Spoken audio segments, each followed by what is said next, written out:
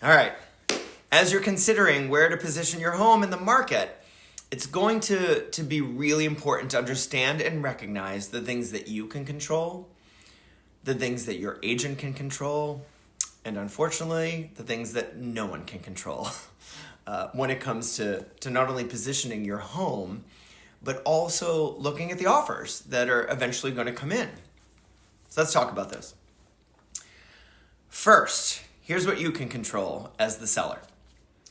Ultimately, you decide on the price. So you control the price that you want to list the property.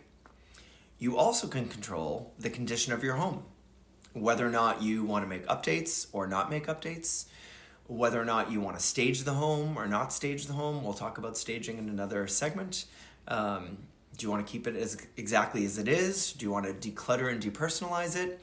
That is entirely up to you as the seller. You can ultimately control the terms that you'd accept with an offer, such as financing, the length of the closing. Is it a 30-day close, a 60-day close? Do you need a rent back after closing if you need to stay in the house for a few weeks before your new home closes? So those sort of things are also things that you would control as a seller. Ultimately, you control how accessible your home is. How easy or challenging is it for a buyer and their agent to schedule a showing with your listing, at your listing? Are you keeping that window really tight so they can only come at a certain amount of time? Or are you pretty flexible? Those are things that you as a seller can control. Your agent is going to have control over some things as well. They'll be able to control the visual story. They'll be able to control the copy, the photography, the marketing timeline, the types of print and online and traditional marketing that's done. They'll also be able to control the customer service process between you and them and making sure that communication is clear, you're getting the feedback, and that ultimately you have a great experience during the process. That's up to them to curate that process. They'll also control the relationships they have with other agents. And good relationships can benefit the sale of your home. They can also control the relationships and the experiences that they create when buyers and buyers' agents come into your property. We talked about that in the home valuation video, but you want the buyer to have a good experience when they're in your property. So that is something important that your agent can control. The other thing your agent will be in control of is being aware of other off-market properties that are out there. Those will also impact the positioning and potentially the activity at your home.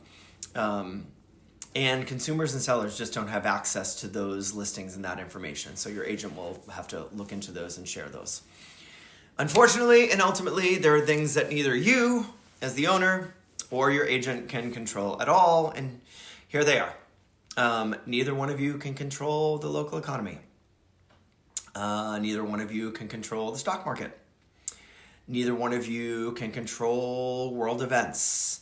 Neither one of you can control what the Fed does with interest rates, whether they're going to go up or down, or how that will impact buyers. And most importantly, neither one of you can control the prices that your neighbors were willing to accept for the sale of their homes. That's an important one. So ultimately, this journey is what you and your agent can control, working opposite of those things that no one can control. And those are going to be the keys to effectively working together and positioning your property correctly and ultimately getting it sold for a price that you like.